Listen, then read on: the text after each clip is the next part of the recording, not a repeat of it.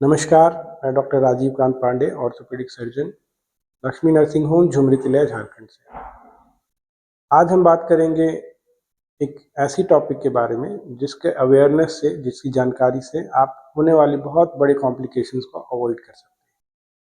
जब भी हमारे पास कोई पेशेंट हाथ में, फिंगर्स में या पैर में चोट लेकर आते हैं, तो हम सबसे पहले ये देखते हैं कि पेशेंट ने कहीं कोई चूड़ी, कंगन, अंगूठी, कोई बिछिया या कोई टाइट धागा तो नहीं बांध रखा है पैर में या हाथ में या उंगलियों में। और यदि ऐसा होता है तो हम तुरंत ही उस धागे को, अंगूठी को, कड़े को निकालने के लिए कहते हैं या कई बार काट भी देते हैं।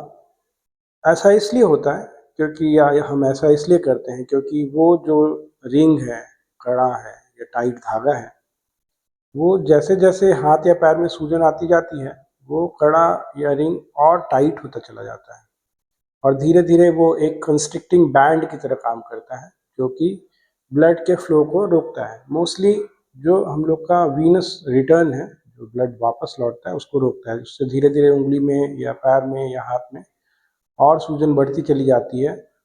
और ये अगर समय रहते नहीं निकाला गया तो कई बार ये बहुत ही सीरियस सिचुएशन हो जाती है, जिसमें उंगली का काला पड़ना भी हो सकता है या परमानेंट डैमेज हो सकता है हमारी नसों को। इसीलिए जब भी आप कभी देखें किसी पेशेंट को या किसी भी मरीज को, स्वयं को हो जाए या किसी रिलेटिव को, फ्रेंड्स को आप देखें, तो सबसे पहले ये आप ऑब्जर्व करें कि फिंगर्स में, हाथ में, पैर में कोई टाइट वस्तु तो नहीं बंधी हुई है, जैसे कि कोई रिंग, कोई धागा या कोई कड़ा, चूड़ी या इनफैक्ट कोई टाइट कपड़ा।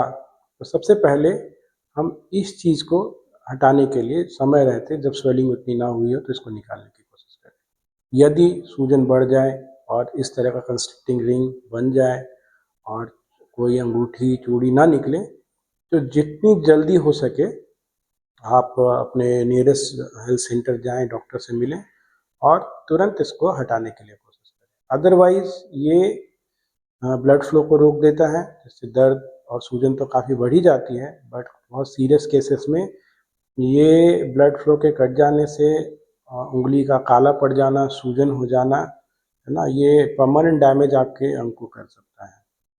तो इस चीज़ का विशेष ध्यान रखें, जब भी कभी चोट लगे तो ये जो कंस्ट्रिक्टिंग बैंड्स हैं, इसको ज़रूर निकाल दें।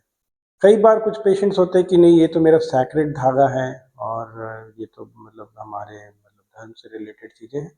देखिए, हम सभी धर्मों का सम्मान करें, लेकिन सबसे पहले किसी भी सीरियस कंडीशन में इन सब चीज़ों को हम लोग को खोलने का प्रयास करना चाहिए।